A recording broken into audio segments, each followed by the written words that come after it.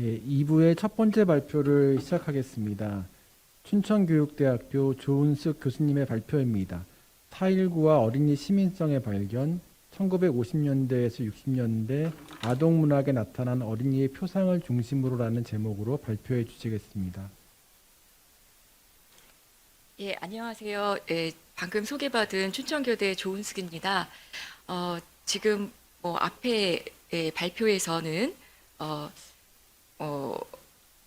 무엇인가에 동원되거나 호출되었던 민족 담론이든 국가 담론이든 이런 것들에 호출됐던 어린이들에 대해서 살펴봐 주시기도 했고, 또 어린이임에도 불구하고 또 다른 아기를 업고 있었던 그런 돌봄 노동에 동원됐던 어린이들을 보여주셨습니다. 근데 저는 조금 또 우리의 근현대 역사 속에서 굉장히 이례적이고 특별한 그런 어린이상이라고 할 수 있을 것 같습니다.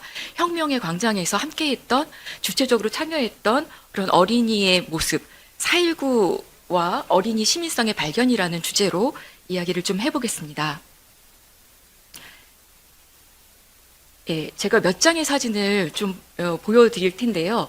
우리가 흔히 이제 4.19라고도 총칭하긴 하지만 4월 혁명이 시작이 되는 3.15 부정선거 장면입니다. 그 증거를 없애기 위해서 그 투표함을 소각시켰을 때 이 소각시킨 그 장소에 어린이들이 이제 역사의 목격자일까요? 아니면 그냥 뭔가 신기하고 이상한 것들이 있어서 여기에 참여하고 있는 것이 포착된 것일까요? 다음 장면은 마산 그 도립 마산병원에 김주열 그 마산 상고 김주열 학생의 시신이 안치되었을 때 그 앞에 모여든 군중들의 모습들입니다. 그 군중들 속에서 어린이들의 모습들을 확인할 수가 있는데요. 물론 이제 이 설명에는 사진 설명에는 그 어린이들이 침묵으로 시위하고 있다, 굉장히 진지한 모습으로 이것들을 지켜보고 목격하고 있다는 걸 볼 수가 있습니다. 그리고 이승만 대통령의 하야 선언이 있었던 4월 26일 그 성난 시위대가 그 이승만의 동상을 쓰러뜨렸을 때 그 장소에도 어린이들이 있었고, 경찰서장의 집차를 불태우고 시위대가 지나갔을 때 그 뒤에도 또 어린이들이 있었습니다. 어쩌면 혁명의 시작부터 그리고 마지막 그리고 그 후까지도 전후에 우리 일상에 항상 어린이가 있었듯이 전쟁 속에서도 또 코로나 팬데믹을 겪고 있었던 우리 지금 상황에서도 어린이들은 지금 함께 우리들과 현실을 겪어나가고 있는 시민들이라고 할 수 있을 텐데요. 그러나 이 시민들로서의 어린이를 발견하기 시작한 것은 사실은 얼마 되지 않고, 이번 주제에서 제가 새롭게 4.19를 좀 더 확인하고 생각해 보고자 하는 그런 이유가 될 것 같습니다. 잠깐 이제 그 오른쪽 사진에 설명을 좀 읽어봐 드리면, 며칠째 계속되던 데모가 그치고 넓은 광장이 제것이 된 어린이들은 무심한 함성을 올리며 뛰어논다. 어떤 뜻도 약간 의식적인 그런 것도 없이 그냥 놀고 있는 것일까? 라고 기자는 보고 있는 거죠. 그러나 굉장히 혁명의 현장은 일사불란한 그런 시위대와 조직된 그런 이념의 그런 행진만 있었던 것은 아니고, 굉장히 처음에는 어떤 것들을 외쳐야 될까, 어떤 것들을 주장해야 될까조차도 혼동과 혼란 속에서 수렴되어 갔고, 또 다양한 주체들이 참여했다는 것들을 우리는 알고 있습니다. 이 4월 혁명의 주체가 꼭 이렇게 대학생이나 아니면 교수들이나 아니면 고등학생 이런 학생들뿐만 아니라 다양한 그런 여성 혹은 거리의 아이들, 그런 다양한 주체들이 참여했다는 것들을 우리는 이제 최근에 더 주목하고 있죠. 그런 여러 현장 속에서 어린이들이 또 발견됩니다. 교수 시위대가 이렇게 중앙을 지나가는 그 가장자리에 아이들이 막 같이 뛰어가고 있어요. 이 아이들은 그냥 흥미로운 구경꾼일까요? 아니면 정말 역사의 어떤 한순간을 함께 참여하고 있는 주체일까요? 이런 질문들을 우리는 해보고 싶고 했으면 하는 것들입니다. 지금 시위 현장에서 곳곳에서 발견되고 있는 어린이들은 지금 정치적 주체 행위를 하고 있는 것일까요? 위험한 곳에서 그냥 놀고 있어서 빨리 비켜야 되는 존재들일까요? 그러나 우리는 몇몇 기록된 그런 사진들 속에서 어린이들이 역사 중앙에서 많은 그런 주체들과 함께 행진했다는 것들을 기억하고 있습니다. 그리고 실제로 여러 기사들을 이렇게 촘촘히 좀 살펴보면 짤막하게 단평으로 다뤄졌다고 하더라도 마산, 인천, 수원, 부산 곳곳에서 어린이 시위대가 조직되기도 했고 움직였다는 것들을 확인할 수가 있습니다. 물론 이제 가장 유명한 것은 수성초등학교 어린이 시위죠. 지금 이제 시위대가 이렇게 행진하고 달려가고 있는 장면인데요. 이 장면, 거리 곳곳에서 우리는 작은 몸집의 그런 어린이들을 확인할 수가 있습니다. 그것도 맨 시위대의 선두 자리에서 어린이들이 존재하고 있었던 거죠. 그리고 가장 이제 제가 특이한 이런 정치 행위 주체로서 자신의 모습을 보여줬던 대표적인 사례로 사일구를 볼 수 있다. 굉장히 짧고 굉장히 이례적일 수 있을 것 같습니다. 대중적으로 가장 잘 알려진 사진이죠. 수송초 어린이들이 굉장히 생생한 표정과 굉장히 분노하고 뭔가 함성을 지르고 있는 것들이 잘 잡혀진, 포착되어 있는 그런 사진인데요. 1960년 4월 27일자 바로 전날 이승만 대통령 하야 선언이, 사퇴 선언이 있었던 그 현장에 어린이들이, 수성초등학교 어린이들이 시위했던 장면입니다. 그런데 이 장면은 사실 이 사진에서 어린이들의 이런 플래카드와 그리고 표정들을 생생하게 잡았기 때문에 어디에서 어떤 맥락에서인지는 조금 클로즈업 된 만큼 잘려져 있습니다. 조금 더 큰 사진을 본다면 중앙청 바로 앞에서 앞에 더군다나 감싸고 있는 시위대를 감싸고 이 초등학교 수송초 시위대를 감싸고 있는 시민들의 그런 모습들을 볼 수가 있고, 또 우리가 앞에서 봤던 그 플랜카드보다 실제로는 조금 더 길다는 것도 확인할 수가 있고, 누군가는 이 어린이들 키 위로 플랜카드를 번쩍 들어주고 있다는 것도 확인할 수가 있습니다. 이 어린이들의 플랜카드에는 도대체 어떤 글이 더 적혀 있었고, 어떤 구호를 외치고 행진을 했다면 어떤 노래를 불렀을까, 이런 것들이 조금 더 궁금해져서 찾아봤습니다. 사실은 이제 단편적인 그냥 그런 시위가 있었다라는 기사에서는 확인할 수 없었던 생생한 그런 이야기들을 최근에 이지영 스님의 그런 일기 속에서 우리가 확인할 수가 있는데요. 바로 지금 이 발표가 이루어지고 있는 대한민국 역사박물관 바로 뒤에 이제 수송국민학교가 위치하고 있었고요. 그래서 사실 수송국민학교 이 어린이 시위에 촉발이 되었던 전한승 어린이가 총에 맞을 수밖에 없었던 것도 이 시위대와 동선이 겹칠 수밖에 없었던 등하교끼리 그런 사정도 있었습니다. 시위대는 사실 이게 그 서울대 생들의 시위 경로와 거의 비슷해요. 이제 물론 서울대생들은 이 대학로 쪽으로 또 나중에 이동을 하긴 합니다만, 동대문 쪽에서 이제 종로를 통해 가지고 중앙청 쪽으로 갔다가 병원대 쪽으로 가려다가 이제 저지를 당하자 위험하기도 하고, 그래서 다시 방향을 바꿔서 국회의사당 쪽으로 헤쳐 모여서 다시 대열을 만든 다음 내무부를 지나서 그리고 동대문 운동장까지 가는 그런 경로였다고 이야기를 합니다.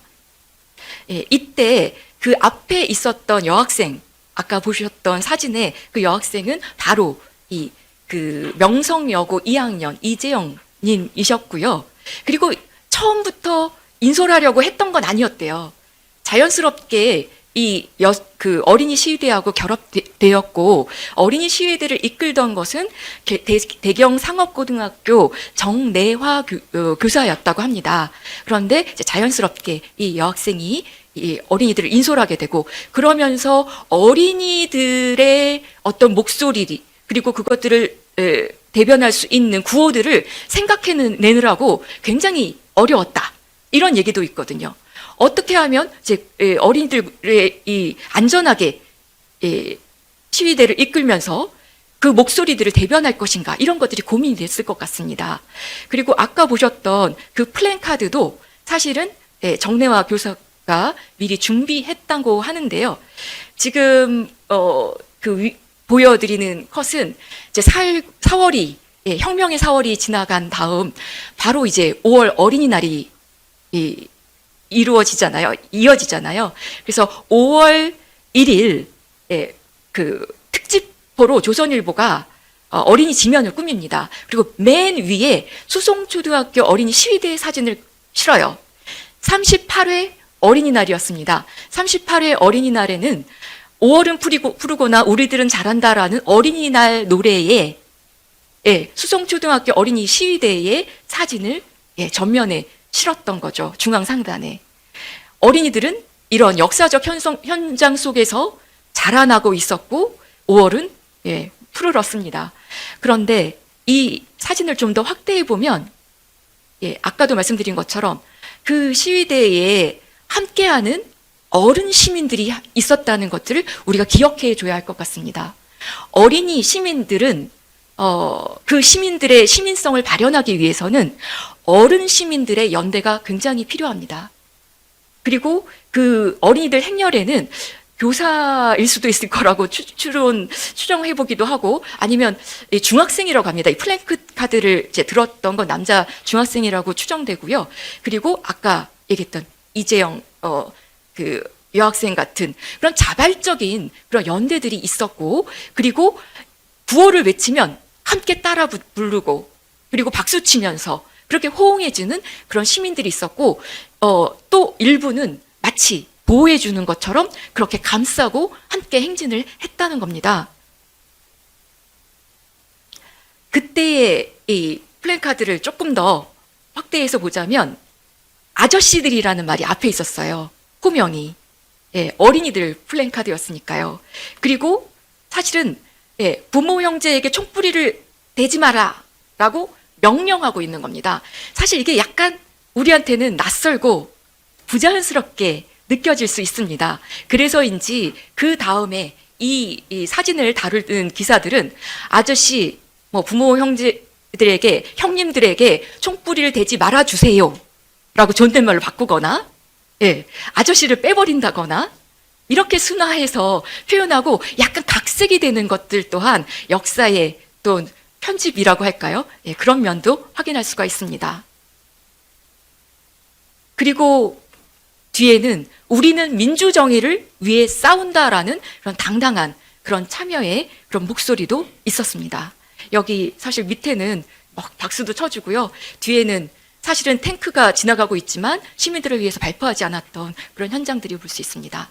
아까도 말씀드린 것처럼 이렇게 어린이들이 분노했던 것은 바로 같은 학교 학생이었던 전항승 그런 어린이가 아무 죄도 없이 정말 총에 맞아서 죽었던, 사망했던 그런 사건 때문이었죠. 이것에 대한 그런 신문 기사들을 확인할 때 이 담론들에서는 아깝게 꽃피워보지 못하고 떨어진 꽃송이, 꽃과 그리고 조금 더 시간이 지난 다음엔 민주주의 혈관에 흐르는 고귀한 피, 어린이의 피까지도, 이런 희생까지도 민주주의를 키우는데 밑거름이 되었다라는 꽃과 피의 수사학으로 이 어린이의 희생들을 이야기를 했습니다.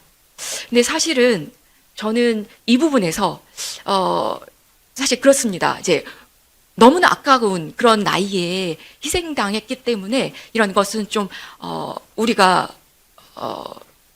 사실 경각심을 갖게도 되고, 이 피해값에 어떻게 보답할 것인가, 이런 것들을 이야기하는데도 도움이 될 것 같습니다. 그러나 민주주의를 살리기 위해서, 그래서 민주주의를 키우는 것이 피해 값이고 그것이 마땅한 지불해야 되는 대가라면 어린이들도 그렇게 많은 피를 흘려야 민주시민의 자격을 얻는 것일까?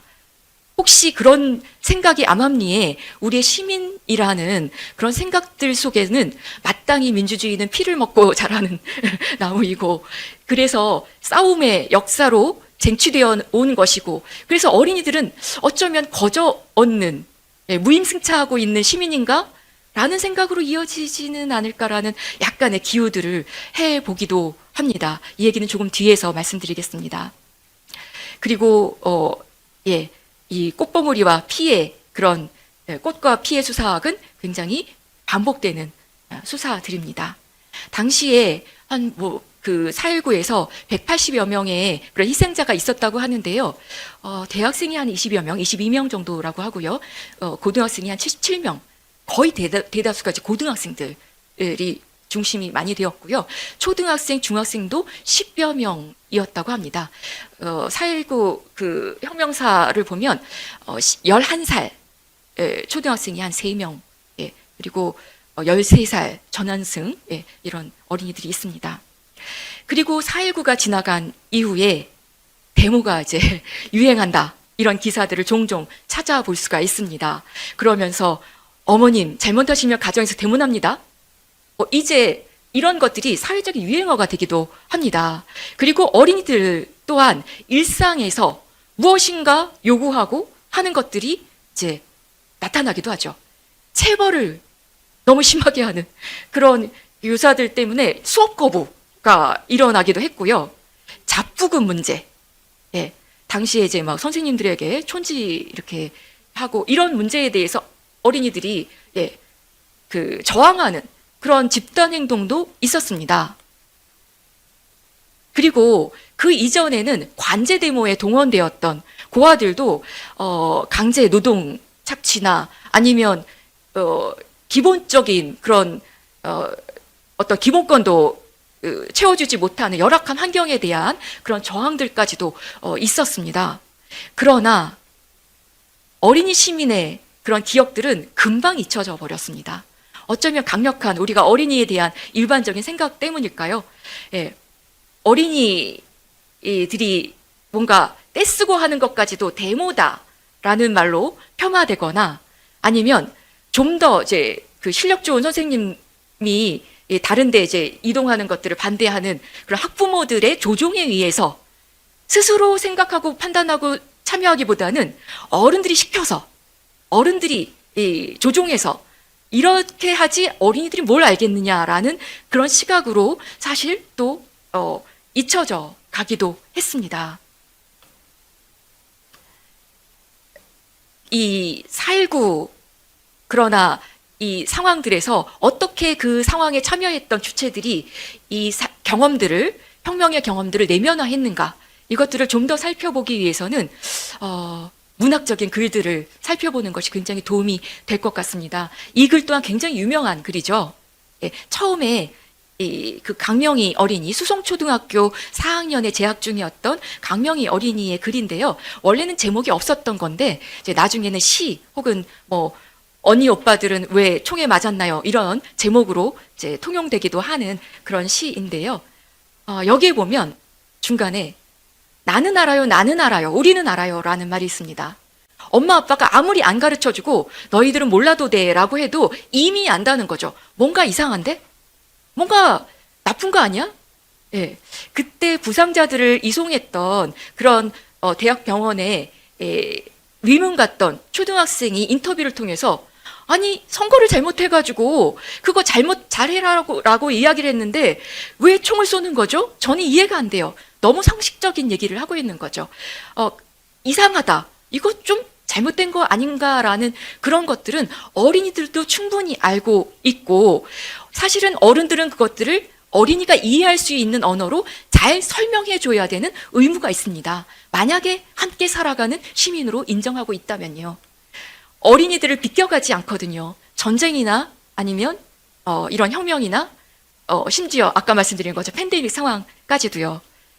물론 이렇게 직설적으로 언니처럼 나라 위에 싸우다 죽을래요 라는 작품들도 그 직후에는 나오긴 했습니다만, 제가 조금 더 주목해서 봐주십사 하고 말씀드리고 싶은 작품은 손창섭의 싸우는 아이라는 작품입니다. 이 작품은 4.19 직후에 1960년 6월부터 1년간 세벗이라는 잡지에 연재됐던 장편 아동 소설입니다. 근데 이 손창섭은 전후 세대의 대표적인 소설가로 유명하죠. 그래서 전후의 전쟁의 상흔을 굉장히 우울하고 그런 문체로 그려냈다. 이렇게 알려져 있는데요. 싸우는 아이에서 만약에 그런 손창섭의 일반적인 생각을 가지고 이 작품을 읽는다면 깜짝 놀라실 겁니다.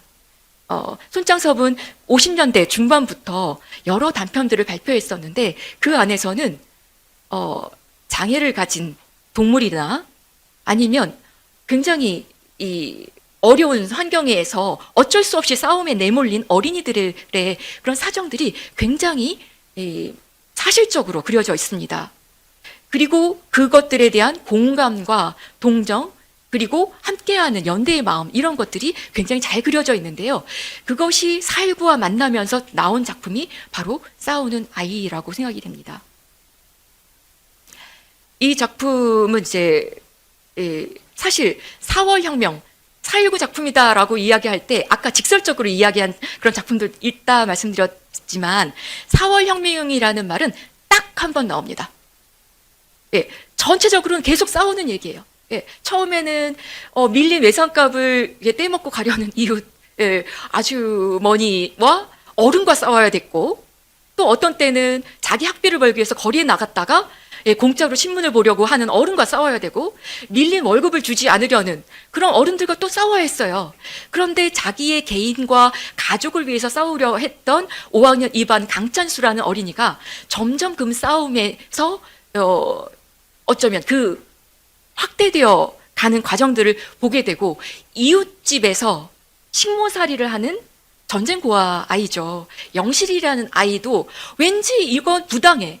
왜 저 아이는 저렇게 끌려가서 저렇게 한겨울에도 손발이 다 터지도록 이렇게 고생해야 되지? 이거 이상한 거 아니야? 라는 생각을 합니다. 그냥 정말 직관적인 그런 감수성들이라고 할 수 있겠죠. 그런데 그 아이를 도와주려는 또 한 어른들을 만납니다. 변호사 이웃인데요. 그 이웃이 이렇게 이야기합니다. 식모살이를 하든 애를 보는 아이든 사람에겐 다 자유가 있는 건데 그 집 참 너무하네? 그 말을 들었을 때 이제 비로소 찬수는 그동안 자기가 겪었던 많은 일들을 퍼즐처럼 맞추게 됩니다. 아, 이거였구나. 모든 사람에게는 보편적인 그런 자유가 있구나. 바로 우리가 이제 흔히 얘기하는 인권이라든지 자유라는 그런 것들을, 그런 보편적인 것들에 닿았던 거죠. 그 명확한 단어를, 말을 찾자 아이는 너무 기쁘고 자기가 했던 일들이 아주 자랑스럽게 느껴집니다. 그래서 거리를 마치 마라톤 선수처럼 막 뛰어가게 돼요. 그 장면에서 4월 혁명의 어떤 장면이 오버랩이 됩니다. 바로 그때 딱 한 번 4월 혁명이라는 말이 나오는데요. 이 작품처럼 4월 혁명의 어떤, 우리가 미완의 혁명이라고도 이야기하지만, 그래서 4월 혁명의 정신이라고 이야기하지만 그 정신의 의미를 가장 잘 보여주는 작품은 없지 않나, 이런 생각을 해봅니다. 사람은 모두가 자유다. 영실이도 자유다. 우리 모두 아무리 어린이라고 하더라도 자유다라는 그런 외침인 거죠. 그것은 38년, 38회 어린이날에 있었던 얘기들입니다. 이제 어린이날 100회를 맞아서 이번 학술대회의 어쩌면 근본 취지라고 저는 생각이 되는데요. 어린이를 바라보는 관점이나 어린이 인권에 대한 인식은 언제나 변화해오고, 그리고 그 목록들은 점점 풍부해져야 한다고 생각합니다. 인권에 대한 생각 당연히 그렇고, 어린이의 인권, 더군다나 어린 시민권에 대한 얘기는 최근에야 얘기된 것들이기 때문에 그렇죠. 한국의 어린이날은 당연히 어린이, 어린이도 사람이라는 인권 정신으로부터 출발했습니다. 그리고 그 22년 그리고 23년 그 어린이날에 선언됐던 것은 어린이들을 경제적, 윤리적 억압으로부터 해방하고 그들도 성장 발달에 기여한 그런 교육을 받을 권리, 그리고 사회 문화적인 환경에서 잘 자랄 그런 권리들을 보장하라라는 선언이었습니다. 그리고 해방 이후에 57년, 바로 4.19와 인접한 때죠. 57년에 대한민국 정부에서 대한민국 어린이 헌장을 제정하게 됩니다. 선포하게 되는데요. 이 어린이 헌장은 제7조에 굶주린 어린이는 먹여야 한다. 병든 어린이는 치료해 줘야 되고 신체와 정신의 결함이 있는 어린이, 불량하는 교화해야 하고 고아와 불황하는 구호해야 한다라는 것처럼 어쩌면 당대의 과제일 수도 있고 당대의 한계, 어린이를 바라보는 그런 것들을 동시에 지니고 있었습니다. 어린이 헌장은 어쩌면 보편적인 그런 기본 내용을 규정할 뿐만 아니라 우리가 지향해야 가는 방향들을 제시해 나가야 했을 텐데 그때의 57년 어린이 선언문에서는 결국 나라와 결의의 그런 국가 담론에 호출되는 그런 어린이였을지도 모르겠습니다. 그런데 4.19에서 새롭게 우리가 발견하게 되는 것은 시민사회, 어쩌면 우리 어린이 전시회에서 세상을 바꿔 나갔던, 사회를 변화시켰던 그런 어린이의 어떤 모습을 우리가 4.19에서도 확인할 수가 있죠. 그리고 이런 어린이 시민성의 얘기는 사실은 최근에야 부각되었고 여러 가지 쟁점을 가지고 있습니다. 인권이 굉장히 보편적인 개념인 반면에 누구나 당연히 가져야 된다라고 하는 것에 비해서 시민은 권리와 참여, 주체적인 지금 현실에서의 실천들을 매개하는 개념이기 때문에 그렇습니다. 그런데 제가 여기서 좀 말씀드리고 싶은 것은 그렇다고 해서 반드시 어린이들의 그런 자격이 이렇게 시민 참여 일을 했기 때문에 얻어지는 것이어서는 아니다. 어린이 시민의 특수성 이런 것들을 이해하고 어쩌면 그 시민성을 잘 발현할 수 있도록 도와주는 사회, 이제는 어른 시민이 무엇을 할 것인가를 좀 더 고민해야 된다라는 말씀을 좀 드리고 싶은 겁니다. 피해 대가로만 시민이 권리를 갖는 것은 아니다라는 말씀을 드리고 싶은 거죠. 그런 의미에서 보편적인 인권의 개념은 지금 어린이 시민의 그런 관점과 함께 결합되면서 좀 더 우리가 기존 시민 권리에서 좀 폐쇄적이거나 생각하지 못했던 하위 주체들의 권리들에 대해서 좀 더 생각하는 방식으로 확장되어 가야 되지 않을까. 이게 저희 근현대사 어린이와 그 근현대 이미지와 담론을 통해서 우리가 좀 살펴봐야 되는 문제가 아닐까 생각합니다. 여기까지 하겠습니다. 감사합니다. 조은숙 교수님의 발표를 듣고서 4.19 혁명 현장에서 수많은 어린이들의 모습을 찾을 수 있었습니다. 마산, 인천, 부산, 서울 등 혁명 광장 한가운데서 어린이들의 모습이 보였고요. 어린이들의 희생이 있었음도 알고 있고 이러한 혁명 공간 속 싸우는 어린이 모습이 다양한 아동문학 작품 속에서도 드러나고 있음을 말씀해 주셨습니다. 감사드립니다. 두 번째 발표는 서울대학교 정준영 교수님입니다. 사라지는 어린이 1990년대 이후 한국 사회 속의 어린이들이라는 제목으로 말씀해 주시겠습니다. 예, 안녕하십니까. 발표를 맡은 서울대학교 정준영입니다. 제가 오늘 발표드릴 내용은 1990년대 이후 한국 사회에서 어린이를 바라보는 시선이 어떻게 바뀌고 있었는지 그리고 그 특징은 어떻게 설명될 수 있는지에 관한 문제에 관해서입니다. 한국 사회에서 어린이에 관한 사회적 이미지가 어떻게 바뀌었는지에 관련해서는 그래도 1980년대까지의 시기에 대해서는 어린이가 다양한 문화적 매체를 통해서 어떻게 재현되고 있었는가에 대한 관련된 문제가 아쉬우나마 몇몇 연구문헌을 통해서 살펴볼 수가 있습니다. 하지만 1990년대라는 시기는 꼭 어린이의 역사가 아니더라도 학술적 관심에서 이 시기를 분석의 대상으로 등장하는 것이 비교적 최근의 일입니다. 지금 우리가 살아가는 시기와 직결되는 동시대로서의 1990년대, 이 시기에 어린이에 대한 사회적 인식이 어떤지 이전 시기인 1980년대 혹은 그보다 훨씬 더 옛 시기와 어떤 차별화된 특징을 가지고 있는지를 파악하기에는 따라서 여러 가지로 한계가 많습니다. 1990년대 시대상 자체가 모호한 상태에서 이 시기의 어린이에 대한 이미지가 선명하게 드러나지 않는 것은 물론입니다. 게다가 제 생각에는 1990년대 이후가 되면 어린이를 둘러싼 사회적 이미지 그 자체도 갈수록 흐릿해져 가는 것 같습니다. 서구의 많은 연구들이 어린이 시기라는 게 실은 근대에 들어 만들어진 전통 같은 것이라는 지적을 하고 있다는 사실은 잘 아시는 분들이 많으리라고 생각합니다. 근대적인 가족이 생기고 나서야 비로소 보호받아야 될 어린이라는 이미지가 만들어지고 거기에 어린이의 고유한 특징이 덧붙습니다. 그런데 1990년대가 되면 이런 어린이의 이미지가 사라지고 그 경계도 흐릿해지고 있다는 징후가 곳곳에서 발견되고 있습니다. 어린이의 시절이 가지고 있는 고유의 성격에 주목하는 이야기나 이를 어떻게 지키고 가꿀 것인가 따위의 고민을 점차 찾아보기가 어렵게 됩니다. 천사 같은 아이들, 순진무구와 천진난만, 개구장이로 표현되는 특유의 장난기 등은 더 이상 찬미의 대상이 아닙니다. 너무 어리숙해서 나중에 경쟁적인 어른의 삶을 정하지 못하면 어떡하나.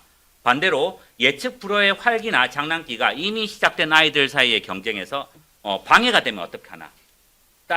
따위의 걱정거리로 전락하는지 오래입니다. 애들이 그럴 수가 있지라는 말은 사고 친 내 아이를 변명하는 데 동원되기 일쑤이고 혹시 내 아이가 기죽으면 어쩌나 하는 방어적 사유를 넘어서지 않습니다. 지켜야 할 어린이의 그것이 무엇인지는 이미 관심 바뀝니다. 1980년대까지만 해도 자주 등장했던 어린이상, 개구장이어도 좋다, 건강하게만 자라다오는 이제 추억성의 이미지일 뿐입니다. 사실 이 발표의 제목은 어느 책의 제목을 사용한 것입니다. 그 책이란 미국의 문화비평가인 닐 포스트먼이라는 사람이 1982년에 출간한 저서 사라지는 어린이입니다. 한국에서는 1987년에 분도 출판사에서 번역 출간되었습니다. 물론 그 내용은 제가 오늘 발표에서 이야기하는 것과는 약간 다릅니다. 포스트먼은 이 책에서 텔레비전이라는 새로운 매체 환경이 어른과 구별되는 어린이들의 고유한 성장 시기를 사라지게 만들지도 모른다고 경고합니다. 텔레비전 등의 매체를 통해서 어른들의 세계에 아이들이 무차별적으로 노출되면서 보호되어야 될 어떤 것으로 규정되는 어린이의 순진성이란 더는 유지되기 어렵다는 것입니다. 포스트먼에 따르면 사실 어린이와 어른이란 관점은 실제로 대단히 근대적인 시각인데 적어도 구미사회에서는 인쇄술의 사회적 전파와 관련하여 어린이와 어른이란 구분이 등장합니다. 텍스트에 대한 접근도 이해 가능성, 교육과 훈육에 따라 성인과 비성인이 구별된다는 발상입니다. 그런데 사회의 중심 매체가 문자 텍스트가 아니라 텔레비전과 같은 영상이 되면서 이런 구별은 의미를 상실하고 무너집니다. 어린이라는 고유한 시기는 사라져버리고 정보 취득이나 사태 판단에서 어른과 별다를 게 없는 애어른이 등장하게 된다는 겁니다. 물론 이러한 닐 포스트먼의 논의는 텍스트의 시대, 문자와 글, 책이 중심되었던 근대 초기에 대한 향수를 암암리에 품고 있기 때문에 신중하게 받아들일 필요는 있겠습니다. 하지만 프랑스의 역사가 필립 아리에스의 도발적인 문제제기 이래 어린이의 시대의 고유성과 독자성을 규명하고자 했던 교육학, 역사학, 심리학, 의학, 아동문학 등 다양한 분과의 시도는 최근 급변하고 있는 사회적 환경 속에서 큰 도전에 직면해 있는 것은 확실히 맞는 것 같습니다. 어린이라는 시기가 인간의 생애주기와 관련된 필수적인 발달 과정에 국한되는 것이 아니라 사회적으로 규정되고 역사적으로 바뀌어가는 범주라고 한다면 닐 포스트먼이 제기했던 어린이 시기의 소멸은 그 이유에 대한 그의 설명과는 별도로 현실에서 관철되고 있기 때문입니다. 이것은 한국 사회에서도 예외는 아니며 도리어 훨씬 더 노골적인 형태로 나타나고 있는 것이 아닌가 하는 생각도 합니다. 이 발표에서 살펴보려고 하는 1990년대 어린이에 대한 한국 사회의 이미지 또한 그렇습니다. 곧바로 검토하겠습니다만 우리 시대에 두드러진 어린이의 이미지는 더 이상 어린이 시기의 고유성을 인정하고 독특성을 형성하지 않습니다. 오히려 어른의 세계가 투영된 시기이며 성공적인 어른, 경쟁적인 사회에서 살아남는 능력 있는 어른이 되는 과정으로서 의미를 가지는 어린이입니다. 기존의 연구가 충분치 않으며 더군다나 그 상의 윤곽이 무뎌지고 있는 오늘날 한국의 어린이는 어떠한 특징을 가지고 있는 걸까요? 여기서는 대체로 그 탐색적인 차원에서 3-4가지의 어린이상을 주목해서 살펴보고자 합니다. 첫 번째 살펴보고자 하는 이 상이 바로 이 학원에 갇힌 어린이, 계층 재생산과 사회적 상승 이동의 교두보로서의 어린이입니다. 먼저 다음에 한 신문 기사를 주목해 보겠습니다. 이 기사는 1996년 9월 25일자 경향신문 기사입니다. 기사의 표제는 이렇습니다. 우리 아이들 학원이 키운다. 10명 중 9명 방과 후 과외. 집에 오면 학습지, 가족에 나눌 틈도 없어. 선정적인 제목에 비해서 별다른 내용은 없습니다. 오히려 인상적인 것은 기사와 같이 수록된 이 사진의 이미지입니다. 늦은 밤 학원 버스를 기다리며 줄을 선 아이들이 담은 사진이 있고 그 아래에는 텅 빈 놀이터의 사진이 있습니다. 이것을 이어붙여서 대립적인 분위기를 만들어 놓았습니다. 놀이터가 전통적인 어린이상을 대변한다면 학원 버스는 지금 어린이들이 처한 변화를 드러내고 있죠. 다소 관습적이긴 하지만 조선일보의 2011년 기사 이미지에서도 보듯이 이것은 오랫동안 계속되던 어린이의 상이기도 합니다. 이렇게 쭉 길게 늘어서 있는 모습들. 사실 치열한 입시 전쟁의 현장 속에서 어린이를 발견하는 것은 한국 근현대사의 흐름 속에서 낯선 것이 아니었습니다. 일제강점기 당시 조선총독부는 한국인들의 교육 요구에 훨씬 못 미치는 초등교육기관인 보통학교를 인가하고 있었기 때문에 어린이들은 보통학교를 입학하는 단계에서부터 입시 경쟁을 치러야 하는 경우가 많았습니다. 보통학교를 졸업한 후에는 어린이들은 더 큰 시험이 기다리고 있었습니다. 식민 권력은 식민지인들의 교육기한을 최소한도로 억제하고 각 교육 단계에서 진학교육 대신에 실업교육을 받도록 유도하고 있었기 때문에 진학의 문은 갈수록 좁아지는 구조였습니다. 해방 이후 초등교육기관이 대폭 증설되면서 사정은 다소 나아졌지만 교육을 통한 사회적 상승의 기대가 커지면서 명문중학교를 둘러싼 입학 경쟁은 심각해지는 양상을 나타내기도 했습니다. 세간의 화제가 되었던 1964년 이른바 무주파동도 명문중학교 입시를 둘러싸고 과열 양상을 보였던 당시 세태를 여실히 보여주는 예화였습니다. 참고로 이 사건은 1969년부터 중학교 입시가 사라지고 무시험제가 시행되는 전기가 되기도 했습니다. 그런데 이렇게 치열했던 입시 경쟁이 있었던 1964년의 입시를 거쳐서 1965년에 중학교에 입학한 학생은 사실 전체 초등학교 졸업자의 54.3%에 불과했습니다.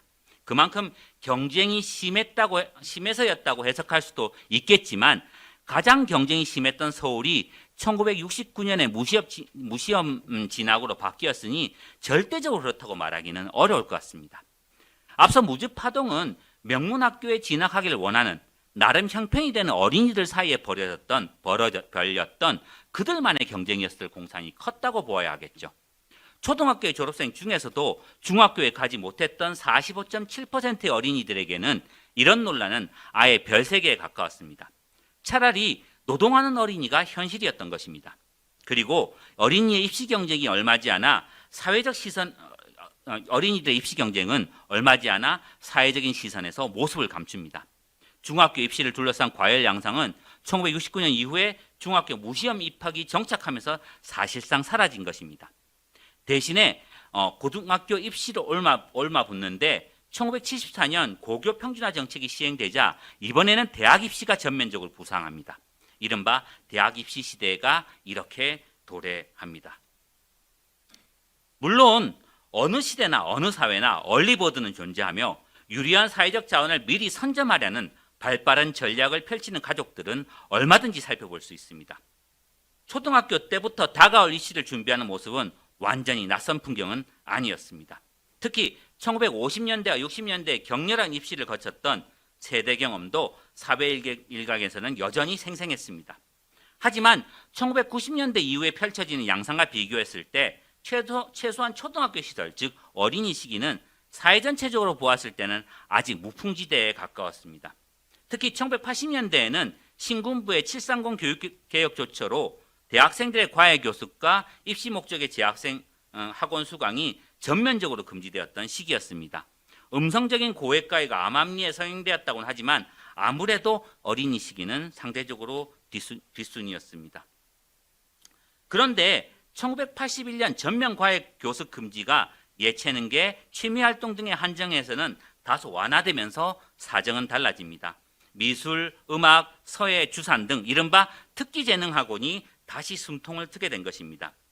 이들은 기존의 소비자인 중고등학교 학생들에서 눈을 돌려서 초등학교 학생들, 이른바 국교생들에게 시장을 넓혀갑니다. 이게 뭐 어린이들 컴퓨터 학원들에 대한 이야기들, 뭐 특기 학원, 재능 학원에 대한 신문 기사들은 80년대에서도 그리고 90년대에서도 계속 컴퓨터를 배우자고 그러고 있는데요. 아무튼 이런 것들이 나오고 있습니다.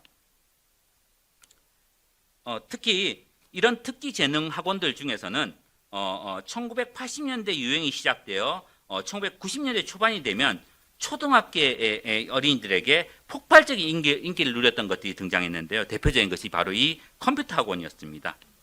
그리고 그 초등학교의 교과 교육은 일일 학습, 공문 수학, 현대 영진, 웅진 IQ, 머리표 아이템플과 같은 학습지들이 1980년대 중반이 돼 큰 인기를 누리면서 자리를 잡게 됩니다.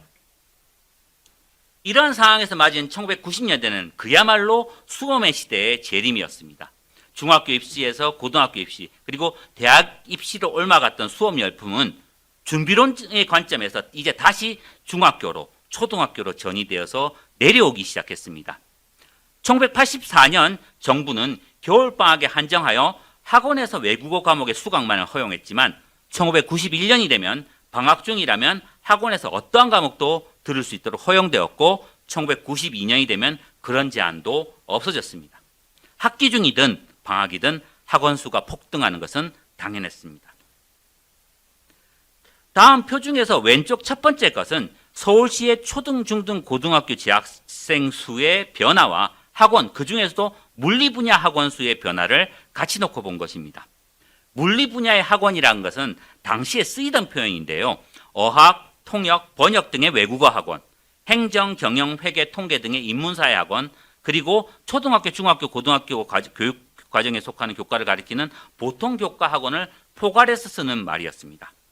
학원의 종류를 국가가 정하고 관리하겠다는 발상에서 나왔던 개념 범주였죠. 그런데 이 물리 분야 학원이 표에서 보듯이 1995년을 전후해서 폭발적으로 늘어났습니다. 그리고 이 증가를 주도했던 것은 그 밑에 표가 잘 보여주듯이 입시학원이었습니다. 그리고 오른쪽 위의 표는 지역별 보습학원의 수를 시대별로 정리한 것인데 1990년대에는 보습학원도 서울의 각 지역별로 90년 이전, 90년에서 2000년, 2000년 이후를 파란색, 빨간색, 노란색으로 표시해 놨습니다. 이 보습학원도 서울의 각 지역에서 엄청나게 설립되기 시작합니다. 특히 여기 끝에 보시면 아시겠지만 서초, 강남, 송파 등이 두드러지는 것들도 눈에 띕니다. 이처럼 대학 입시 경쟁의 입학 경쟁의 과열이 사교육의 확산과 맞물려 고등학교 교육은 물론 중학교, 초등학교 교육까지 내려오는 상황에서 학원 가는 어린이들의 상황도 바뀌기 시작했습니다. 1980년대 확립되었던 특기 재능 학원과 학습지를 통한 교과 교육의 보충은 90년대 초반까지도 대체로 유지되었지만 어린이 시절에 배우는 것이 앞으로의 경쟁에 유리한 교육이라는 관점이 강화되기 시작했던 것입니다. 그런 의미에서 조기 교육과 선행 학습은 1990년대 이후 한국 사회의 어린이 시기를 규정하는 하나의 중요한 축으로 부상합니다. 이 조기 교육과 선행 학습의 논리는 사라진 중학교 입시를 대체하는 논리로 부상했던 것입니다. 이 보면은 이거는 91년도 3월달 매일경제에 실었던 영어 조기 교육의 열기가 높다. 그래서 학습서 비디오 테이프는 불티나고 학원은 만원 사례다. 뭐 이런 식의 기사인데요. 이런 영어 조기 교육에 대한 기사들은 80년대를 거쳐서 90년대까지 끊임없이 반복되는 모습들을 나타납니다. 95년에 동아일보는 젖먹이도 영어를 키운다라는 식의 카피라이트를 썼었고요. 그다음 외국어 유치원 외국어 교육을 허용했던 기사들이 93년도 영어 유치원의 설립 공부가 마련되는 양상이었습니다. 그리고 영어 학원 체인 시대가 95년, 96년에 주요 신문 기사의 키워드로 잡히고 있습니다. 이게 이제 첫 번째 저희가 이 90년대에 의해서 새롭게 등장하는 어린이상으로서 말씀드렸던 거라면 두 번째로 제가 말씀드리고 싶은 또 하나의 어린이상, 어린이의 이미지, 사회적 이미지와 관련돼서 주목할 만한 것은 돈벌이가 되는 어린이 이미지, 특히나 엔젤 비즈니스, 엔젤 산업이라고 하는 것입니다. 1990년대 이후에 어린이상과 관련돼서 눈여겨보아야 할 또 다른 현상은 이른바 어린이 비즈니스의 등장입니다. 고성장 시대였던 1970년대, 80년대 어린이는 이미 소비자로서 등장을 했습니다. 하지만 1990년대 이후가 되면 어린이는 그저 단순한 소비자가 아니라 전망 있는 사회 산업 분야 자체를 창출하는 능력을 갖춘 그 자체가 하나의 시장이 되었습니다. 이를 상징적으로 보여주는 기사가 다음에 특집호 기사입니다. 조선일보는 소규모 창업에 적합한 새롭게 떠오르고 있는 어린이 비즈니스 사업으로서 어린이 교육교재와 놀이기구를 한 곳에 모아서 판매하는 조기용품점, 그리고 실내 놀이터와 어린이 휘트니스 클럽, 그리고 어린이 생일 파티 대행업, 이벤트 업체, 가족게임 체임업, 어린이 전용 사진관, 만화 캐릭터 펜시 상품점, 선식 및 이유식 전문점 등등을 거론하고 그것을 매주 이렇게 기획기사로 내놓게 됩니다. 당시로서는 새로 주목도 않는 소자본 창업 아이템을 소개하는 기사들이지만 마켓 파워로서 어린이의 존재를 새삼 실감할 수 있는 기사들입니다. 그리고 이러한 어떤 어린이 비즈니스 혹은 뉴 비즈니스는 그 이후에도 부상하는 사업 아이템으로서 전도유망하다는 식의 기사가 계속 나오고 있습니다. 그렇다면 왜 이렇게 어린이 비즈니스 혹은 엔젤 산업이 급속하게 부상하게 되었을까요? 여러 가지 이유가 있겠지만 중요한 계기는 역시 가족 입장에서 어린이가 예전에 비해서 훨씬 더 소중해졌으며 나아가 그만큼 더 각별하게 애지중지 키워야 할 이유가 있었기 때문이 아닐까 합니다. 이렇게 어린이가 귀중해진 중요한 원인 중 한 가지는 역시 출산율의 저하입니다. 주지하다시피 한국은 1980년대 초반까지 출산율 억제 캠페인, 다시 말해서 산하 제한 운동을 대대적으로 성공했으며 결과적으로 큰 성공을 거두었습니다. 하지만 급속한 성장과 더불어 가족들이 자녀들에게 가지는 태도, 가치관도 바뀌기 시작했습니다. 사회 내 경쟁 구조가 강화되는 등 신자유주의 풍조 속에서 소수의 자녀를 낳아서 집중적으로 투자하겠다라는 가족주의 전략이 한국 중산층 가족 사이에서 지배적인 행위 양식으로 부상했던 것이죠. 덕분에 출산율은 정부의 예상을 훨씬 뛰어넘어 1985년에서 90년 사이에는 이미 세계 최하위 수준으로 떨어지고 맙니다. 그런데 이런 저출산의 풍조는 1980년대 경제의 급격한 성장 호황과 맞물리게 됩니다. 사람들은 생각보다 자녀를 덜 낳는 상황에서 사람들이 생각보다 자녀를 덜 낳는 상황에서 생각보다 경제적으로 큰 호황과 성장을 맞이하게 된 것입니다. 국민들의 소비 수준도 급격하게 신장했으며 자기 스스로가 이제 중산층이 되었다는 이른바 중산층 의식도 고양되었습니다. 그리고 경제적인 풍요는 격화되어가는 경쟁과 맞물려 미래에 대한 투자, 즉 자녀에 대한 경제적 투여로 이어지게 되었죠. 이 시점에서 자녀는 많이 낳아서 알아서 크는 존재가 아니라 적게 낳아서 집중적으로 투여해야 할 존재로 다시 규정되었던 것입니다. 그리고 자녀 세대에 대한 전면적인 투자의 목적은 다른 가족의 자녀들에 비해 비교 우위를 확보한다. 다시 말해서 제로섬적인 것, 내가 못 먹으면 남이 빼앗긴다라는 지극히 경쟁적인 것으로 규정이 됩니다. 인구도 줄고 자녀도 줄고 경제적으로 윤택해졌지만 경쟁은 완화되기는커녕 도리어 심화되어 갑니다. 남보다 앞서기 위해서 하루라도 빨리 다른 아이들보다 더 많이 자신들의 아이들에게 투여한다는 것이죠. 어린이라는 시기는 가족의 계층 재생산 혹은 상승 이동을 위해서 가장 치열하게 경쟁하는 영역이 따라서 선점을 위한 과잉 투자가 필수적인 시장이 되고 만 것입니다. 산업적 차원에서 어린이가 새로운 블루오션 시장으로 부상했던 것은 당연한 것입니다. 바로 이런 시점에서 어린이 비즈니스, 더 정확하게는 엔젤 산업이라고 하는 용어가 등장하게 됩니다. 사실 엔젤 산업이라는 용어 그 자체는 1997년 전후가 되어야지 언론 지상에 등장했을 정도로 뒤늦은 개념입니다. 가계 총지출에서 교육비가 차지하는 비율을 나타내는 엔젤 계수에서 유래한 용어인데요. 대체로 14세 미만의 영유아 학생을 대상으로 하는 산업 혹은 시장을 지칭하는 개념으로 사용되고 있습니다. 이게 엔젤 산업을 설명하는 만화입니다.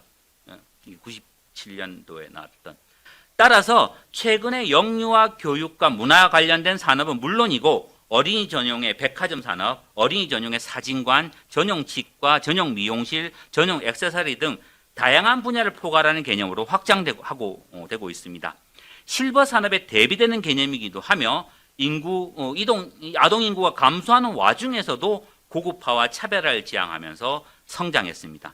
처음에는 분유, 유아용품, 아동품으로 출발했는데 이후 엔젤 산업은 출산 이전의 준비 단계로 확장되었고 더 나아가 출산 이후의 모든 것을 상품화하게 됩니다. 출발의 미묘한 차이가 결과에 결정적인 차이를 낳는다라는 시장 전략이 가족주의적 전략에 올인했던 중산층에게 제대로 먹히기 시작했다는 것인데요. 이것은 첫 번째 어린이상으로 지적했던 학원에 갇힌 어린이와도 결부되기 시작됩니다. 교육 경쟁은 구매력의 경쟁으로 전환되며 동원 가능한 가족의 경제적 능력으로 이 경쟁의 승자는 어느 정도 예측되기 시작합니다. 이런 예측 가능성도 합리화라고 한다면 합리화이겠죠. 여기서 어린이란 존재는 가족들의 욕망이 투영되고 경제적 자원이 투입되는 투쟁의 장소 이상도 이하도 아니게 됩니다. 여기서 어린이 특유의 고유성, 독특성은 기대하기 어렵습니다. 도리어 방해가 될 뿐이죠. 그리고 바로 이 지점에서 사회에서 통념적으로 기대되는 어린이 이미지 중 하나가 균열을 일으키는 현상을 우리는 관찰하게 됩니다. 근대적인 낭만적인 가족상에서 너무나 당연한 마치 본질적인 모습처럼 그려지는 어린이와 관련된 이미지. 다시 말해서 근대적 가족과 더불어서 친밀성과 돌봄의 대상으로서 어린이가 가지고 있던 독점적인 지위가 최소한 1990년대 이후부터는 한국 사회에서는 서서히 균열이 가는 모습을 보이는 게 아닌가 하는 말씀입니다. 발표를 들으시는 여러분들이 뭐 이게 무슨 헛소리냐라고 생각하실지 모르겠습니다. 가족 내에서 더 이상 어린이가 친밀성과 돌봄을 독점하지 못한다라고 하는 말씀이죠. 아까 전까지 90년대에 들어서 한국 사회는 너무 지나치게 어린이들에게 기대하고 또 투자해서 문제라고 제가 말씀드렸지 않습니까? 네, 확실히 제가 그렇게 말씀을 드렸습니다. 오늘날 한국의 가족에서 어린이의 존재는 가족의 모든 것을 걸 만큼 소중한 존재임에 분명합니다. 하지만 그만큼 어린이를 키우는 문제는 중요한 문제이고 노심초사 예민한 과제임에 틀림이 없습니다. 마냥 이쁘다고 기뻐하고 커가는 것을 돌보는 것에 보람을 느끼기에는 너무 많은 부담이 될 수밖에 없는 것이 이제 육아가 되었습니다. 최근 한국에서는 극단적인 수준에까지 떨어진 이 저출산 현상, 일본식으로 표현하자면 소자화를 넘어서 초소자화되는 현상은 이런 부담감을 잘 보여주고 있습니다. 친밀성과 돌봄의 대상으로서 어린이를 키우는 것은 현대 한국 사회에서는 너무나 부담되는 일이며 더 나아가 어린이 자체가 드물어지는 현상이 나타나고 있는 것입니다. 그리고 가족을 묶어주는 친밀성과 돌봄의 대상으로서 부재하는 어린이의 자리를 대체하는 존재로서 부상하는 것이 오히려 반려동물입니다.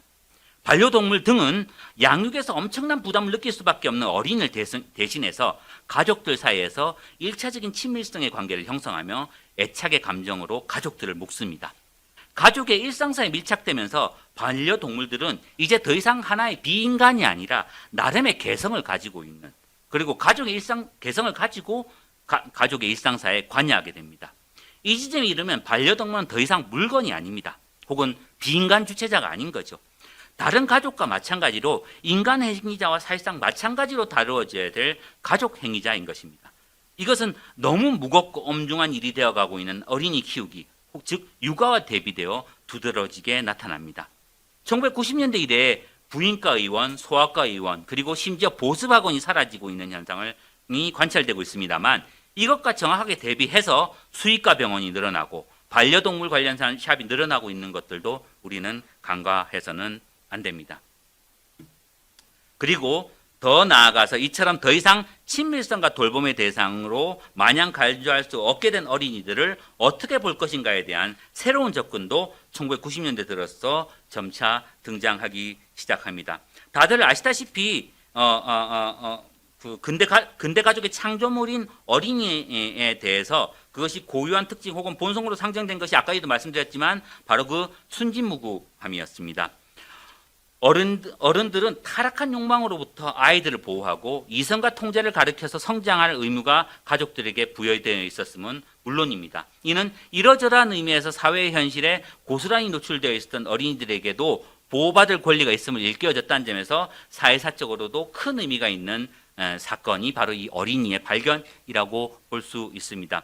우리가 지금도 어린이날 기념하는 이유도 여기에 있겠습니다. 하지만 동시에 이러한 접근법은 어린이의 욕망을 사실상 부정하고 은폐하며 어린이란 존재를 어른의 거울이라는 관점으로 철저하게 대상화하고 만다는 점에서 확실히 문제가 있었습니다.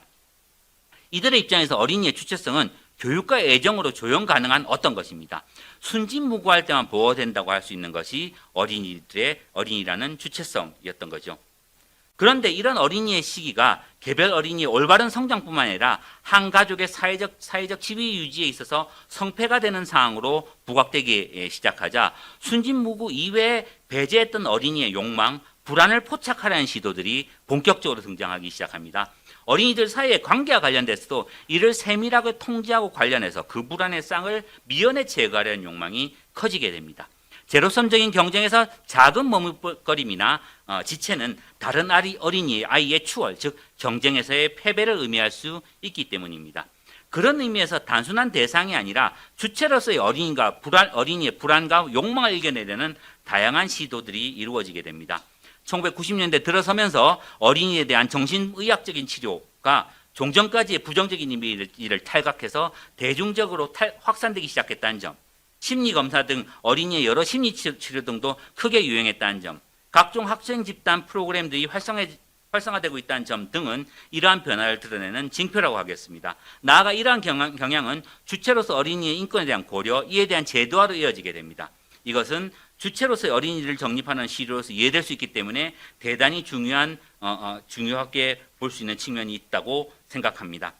다만 이때 주체로서 어린이란 어떤 존재인가의 문제는 여전히 검토가 필요합니다. 왜냐하면 불안의 씨앗이 되는 징후들은 욕망을 잘 통제하지 못해서가 아니라 욕망을 제대로 발산하지 못해서라고 거꾸로 가정되는 징후가 보이기 때문입니다. 이제 아이들의 본질은 순진무구가 아니라 욕망이며 이를 합리적으로 발산하고 실현하는 것이 중요하다면, 그렇다면 이것은 또 다른 작은 어린이를 상정하는 것에 다름이 아니지 않는가라는 그런 생각들도 들게 됩니다. 최근 어느 정신과 의사가 어린이들의 마음을 읽어 유재석급 스타로 부상했지만 이들 방송을 눈물을 흘려가면서 보면서도 좀처럼 마음에 와 안 와닿는 것도 개인적으로는 이 점이 아닐까 생각을 합니다.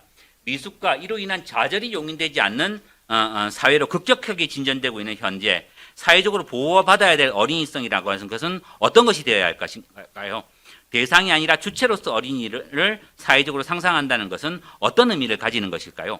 확실히 1990년대 이후에 한국 사회에서 어린이를 바라보고 있는 시선은 기존의 어린이에 대한 사회적 이미지와 다르며, 따라서 그런 관점에서는 어린이가 사라지는 것처럼 보일 수도 있겠습니다. 하지만 달리 보인다면 새로운 가족 속에서 새로운 어린이가 출현한다고 할 수도 있으며, 이를 섬세하게 분석해야 될 과제가 우리에게 남겨져 있다고 하겠습니다. 오늘의 발표는 거친 스케치지만 이런 변화의 단초들을 살펴보는 계기가 되었으면 좋겠습니다. 감사합니다. 예, 감사드립니다. 어린이들을 대상으로 한 사교육 문제와 어린이 산업 곧 엔젤 인더스트리의 등장도 언급해 주셨습니다. 그리고 이러한 사회적 배경이 어린이의 사라짐의 기초적인 요인으로 작용하고 있다고 말씀하셨습니다. 친밀성과 돌봄의 대상으로서의 어린이의 사라짐입니다. 감사드립니다. 세 번째, 오늘의 마지막 발표로는 연세대학교 석지훈 선생님입니다. 한국 근현대 어린이상 자료의 현황과 과제라는 제목으로 말씀해 주시겠습니다. 네, 방금 이제 소개받은 석지훈입니다. 저는 지금 연세대학교 사학과 박사과정에 재학 중에 있고요. 작년 이제 7월부터 이제 11월까지 저희가 이 전시의 이제 그 준비 작업 중에 하나로서 그 한국 현대사와 어린이 기초 자료라고 하는 이제 그 제목으로 연구 용역 작업을 했습니다. 그래서 지금 오늘 제 발표해 주신 이 선생님들이 이제 연구원이 되고, 저는 이제 그 연구 보조원으로서 그러니까 이제 참석을 했고요. 그래서 이제 지금 그 앞에서 선생님들께서 이제 작업을 분석을 해주시고 또 이제 이제 발표를 해주셨던 이런 그 원자료들을 주로 이제 발굴을 해서 그리고 이제 선별하고 정리하고 이제 또 그러니까 분류하고 이런 작업들을 제가 주로 맡아서 했습니다. 그래서 오늘은 제가 이제 준비했던 자료들은 그러니까 이런 자료들이 어떤 것이 있고 그리고 이제 뭐 그 자료들 중에 뭐 어떠한 것들이 좀 주목할 만할 것인가 하는 거를 이제 약간 뭐 어떻게 좀 거칠게 얘기하면 눈요기감으로써도 조금 이제 한번 같이 나눠보는 시간을 한번 가져볼까 합니다.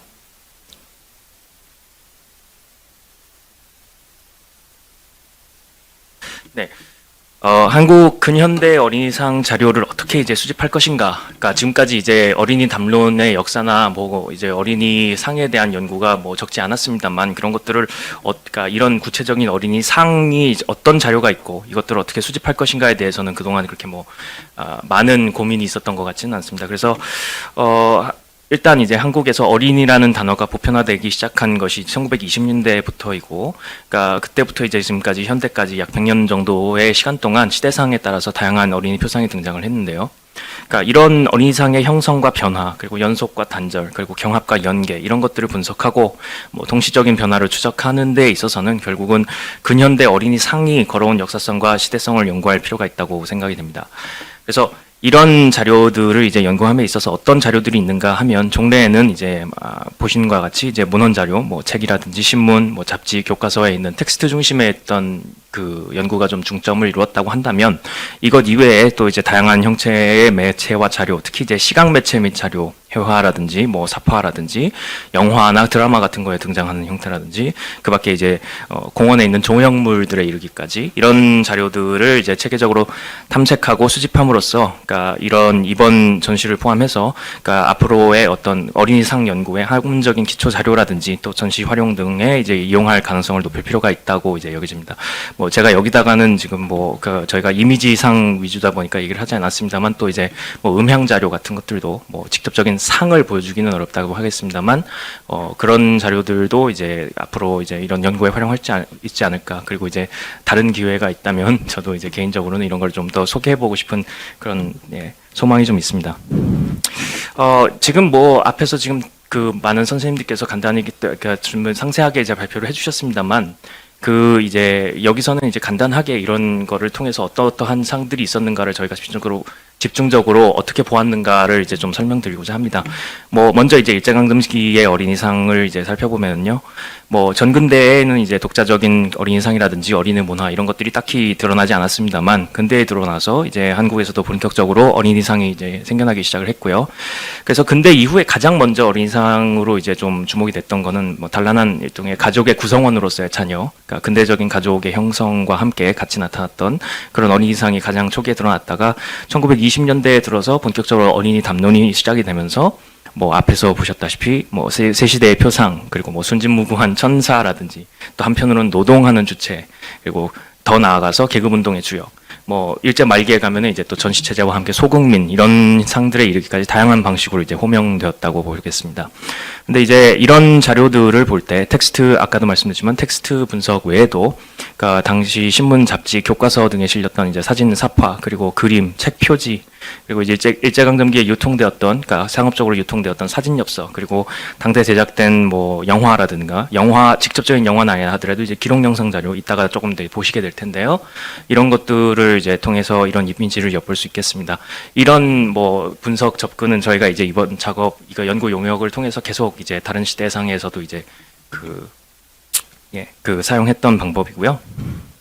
뭐 해방과 한국전쟁기에 들어와서는 뭐 앞에서 저 이제 밑에 전시 가보시면 어린이 신문 첫 호와 함께 이제 새나라의 어린이 이제 노래가 실려 있는 이제 그 창간호 어린이 신문 창간호가 이제 직접 전시되어 있는데 뭐 이런 어린이 신문이라든지 또 이제 사람들이 잘 알고 계시는 이제 바둑이와 철수 이런 등의 이제 교과서에서 나타나는 사파 이런 것들을 통해서 어린이는 이제 명랑하고 씩씩한 이미지로 고착화가 됩니다.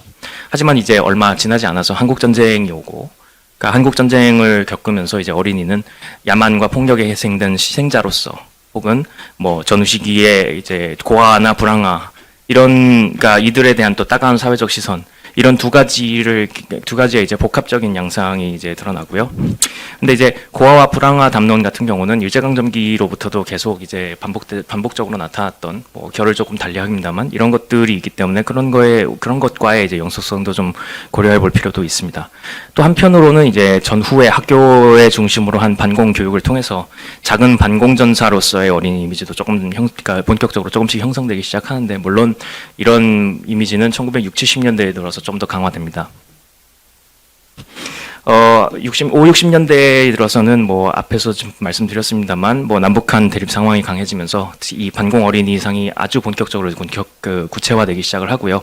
특히 뭐 이제 많이 아시겠지만 1968년에 울진 삼척 무장공비 집투 사건 당시에 이제 희생됐던 이승복 어린이가 그러니까 이후에 어떤 반공 어린이의 상징이 되어서 한국 사회 전반에 반공 의식을 어떻게 내면화하는 데 상당한 이제 이바지를 했다, 이런 식으로 이제 평가할 수 있겠습니다.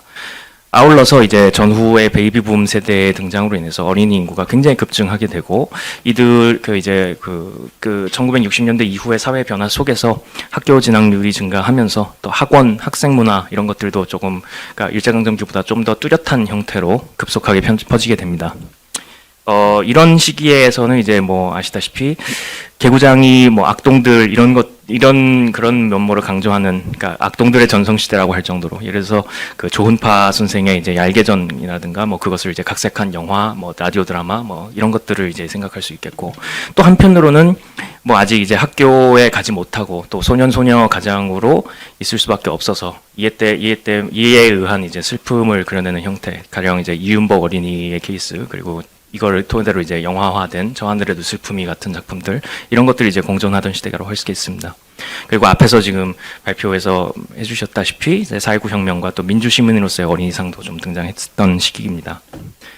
1970, 80년대로 넘어가면 박정희 정부 시대에 들어서 반공 이데올로기도 강화되고 어떤 그 권위주의가 좀 더 강화되고 하면서 전통적인 가족주의라든가 충효관 같은 것들의 국가주의적 관념도 훨씬 강화됩니다.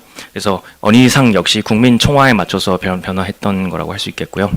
또 한편으로 이때 좀 특이하다고 할 수 있는 부분 중에 하나는 이 전 국민의 과학화라는 슬로건이 1970년대 초반에 이제 재창이 되면서 이 이른바 과학하는 어린이상이 생겨납니다. 그 전까지 어린이와 과학을 이렇게 엮는 시도는 그렇게 자주 보이지 않았는데, 이 시기에 들어와서 이제 공상과학 만화 영화라든지 뭐 로버트 태권브이부터 시작해서 뭐 이런 것들이라든지 뭐 어린이 SF 소설, 뭐 기억하시는 분들도 있겠습니다만 1970년대 80년대까지 이제 한낙원 선생이라든가 이런 분들이 이제 그러니까 어린이 SF를 많이 쓰셨는데요.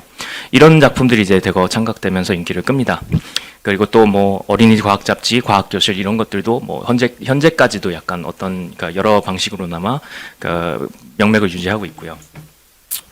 그리고 1970년대 후반 이후에 그 또 하나 이제 주목할 만한 현상이 있다면, 중산층이 성장하고 TV가 보급되고 뭐 이것이 계속 증가하면서 특히 80년대 들어오면 칼라 TV도 이제 그러니까 본격화되고요. 그렇기 때문에 이제 어린이들을 대상으로 한 여가 산업, 특히 이제 테마파크들이 막 생겨납니다. 자연농원, 뭐 드림랜드 이런 것들부터 시작해서, 그다음에 이제 방송사들 역시 어린이 TV 프로그램이라는 걸 이제 본격적으로 제작하고 뭐 그러니까 TV 만화 영화 그 시리즈 이런 것들을 대거 제작해서 방영합니다.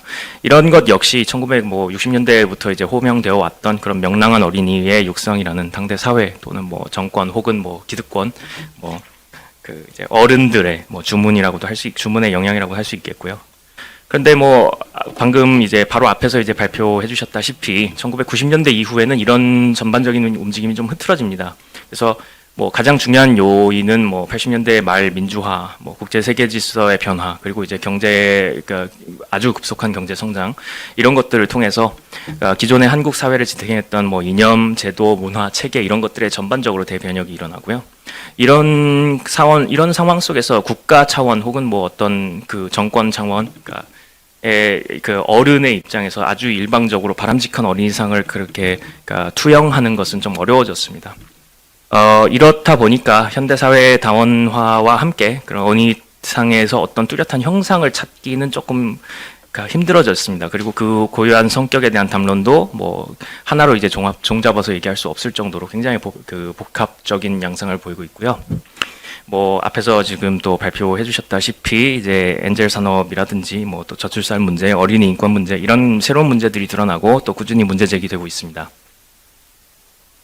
자, 이제 제가 이제 그러니까 본격적으로 진짜 좀 이제 말씀드릴 부분인데요. 근현대 어린이상 자료에 도대체 어떤 것들이 있는가, 그리고 어떤 자료를 저희가 이번 그 연구 용역 과정에서 사용하였는가, 이런 것들을 조금 살펴보는 겁니다. 먼저 이제 문자 매체를 좀 살펴보면요.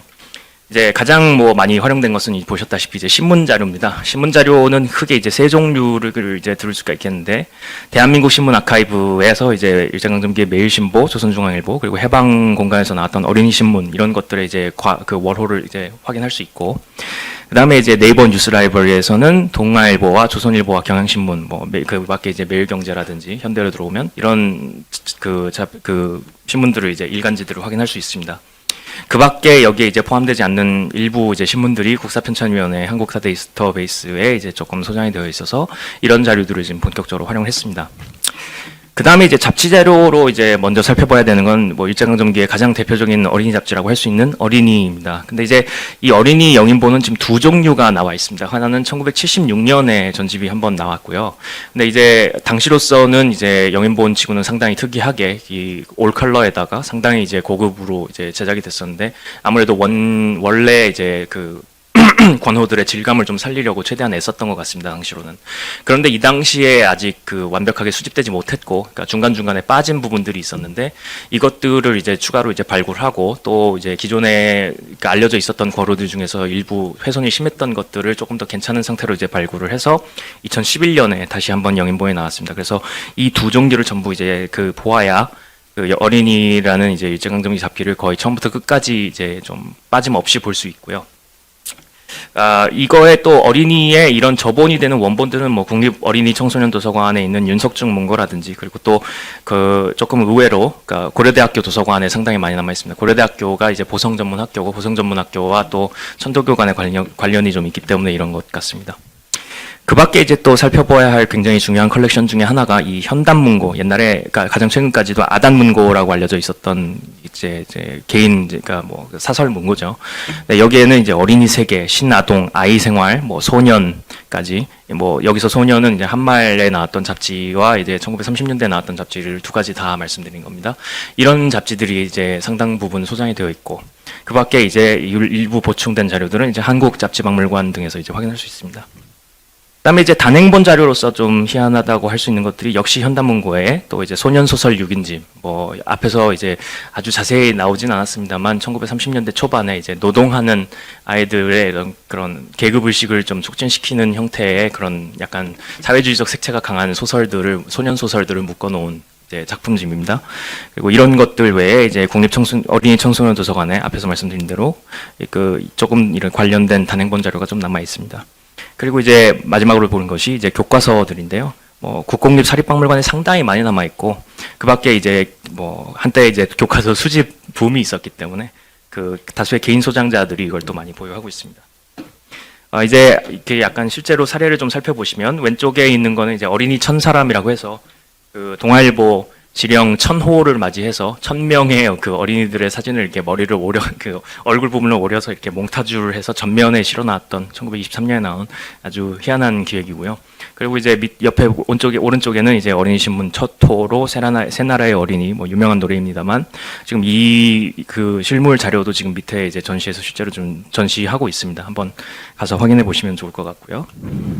그다음에 이제 아까 말씀드렸던 두 종류의 이제 뭐 어린이 이제 그 영인본이 있다고 말씀드렸는데, 그러니까 뭐 1920년대 30년대 잡지치고는 굉장히 이제 컬러풀합니다. 그러니까 대중 잡지도 이렇게 막 그러니까 원색을 상당히 많이 사용하면서 이렇게까지 이제 그 정밀하게 그 컬러 인쇄를 했던 것은 많지 않은데, 어쨌든 이런 정도의 이미지가 실려 있다, 이런 이미지들이 실려 있다라는 걸 좀 말씀드리고자 해서 이제 사례로 가지고 왔고요. 그 다음에 이제 이거 두 권은 이제 그 앞에서 말씀드렸던 현단문고, 그러니까 아단문고에 이제 소장되어 있는 작품인데, 왼쪽에 있는 것이 아까 말씀드렸던 소년소설 6인집, 그리고 오른쪽에 있는 것은 1929년 12월호로 나왔던 아이 생활입니다. 밑에 보시면 이제 현단문고 소장 인쇄가 이제 들어있고요. 그 다음에 이제 교과서 작품들입니다. 옆에서 이렇게 왼쪽에는 뭐 유명한 이 바둑이와 철수가 있고요. 그 다음에 이제 오른쪽에 있는 거는 이제 그 전시에 나왔던 이제 전시 생활 이제 잡지 그 이제 교과서인데, 보시다시피 네, 상당히 이제 그 호전적이죠. 아이들한테 가르치기에는 좀 어려울 정도로. 그 밖에 이제 보시면 뭐 얄개전이라든지 앞에 말씀드렸던 한낙원 선생의 이제 SF 소설 금성탄원대, 이런 작품들의 이제 그 조판 표지들입니다. 다음으로 이제 보셔야 될 자료들이 이제 사진 매체이겠습니다. 사진 매체로 이제 가장 종류도 많고 수량도 많고 그러니까 굉장히 쉽게 구할 수 있는 자료들은 뭐 일제강점기에 제작됐던 그림, 사진 엽서들일 텐데요. 워낙 이거는 이제 소장자도 많고 개인 소장자도 많고 합니다만 저희가 이제 주로 이제 살펴봤던 자료들은 두 군데에서 확인이 되는데 하나는 최근에 이제 구축이 된 한국학중앙연구원 근대 사진엽서 데이터베이스고요. 다른 거 하나는 이보다 조금 더 이전부터 있었는데 일본의 국제일본문화센터에 있는 조선사진엽서 컬렉션입니다. 이 두 군데에서 상당히 많은 자료를 이제 고화질로 이제 확인할 수 있습니다.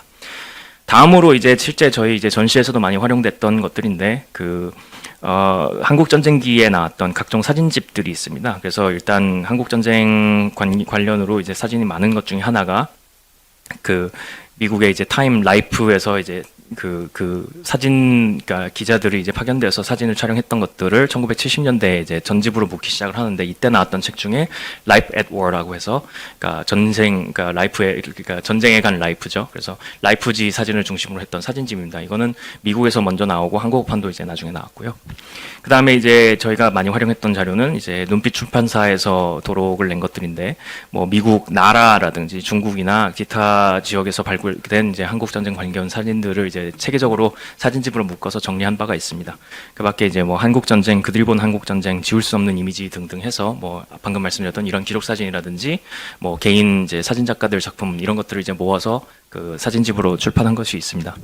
그리고 앞에서 지금 말씀드렸다시피 1950년대 이후에 국내외 개인 사진 작가들의 작품집들이 있고 신문 잡지에 좀 화질은 떨어집니다만 이런 인쇄 사진들, 그리고 아까 이제 경향신문 관련해서 이제 뭐 아까 수성국민학교 시위대 뭐 사진 같은 것들은 이제 민주화운동 기념사업회 오픈 아카이브 등에서 이제 확인할 수 있습니다. 그래서 일제강점기에 제작되었던 이제 사진 그림 엽서들의 이제 실례고요. 그다음에 이제 뭐 많이 아시겠습니다만 이제 한국전쟁기에 나왔던 그런 외신 기자들 사진 혹은 뭐 이제 그런 나라 그런 기록 사진들 이런 것들이 있겠고, 그다음에 뭐 앞에서도 지금 발표에서 사용됐으니까 이건 넘어가겠습니다. 그리고 이제 신문 사진들 같은 경우인데 이런 앞으로 나란히 같은 것은 뭐 저희 어렸을 때까지도 하던 것이니까 그래서 굉장히 재미있어서 넣어봤습니다. 그리고 방금 이 사진도 있고요.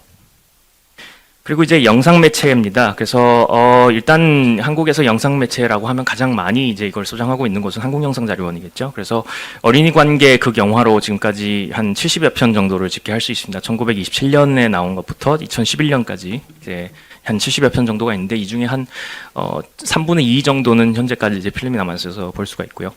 그다음에 어린이 애니메이션 영화 150여 편, 1967년에 나왔던 홍길동부터 시작해서 뭐 최근에 나온 작품까지 대략 이 정도를 집계할 수 있겠습니다. 그 밖에 각종 비극, 그러니까 논픽션 영상 자료를 다수 소장하고 있는데 이따가 잠깐 보여드리겠습니다. 그리고 이제 KTV에서 이제 이 영상 역사관이라고 해서 이제 온라인으로 공개하고 있는 자료들이 있는데 대한뉴스 같은 경우는 이제 1954년부터 94년까지 제작이 중단될 때까지죠.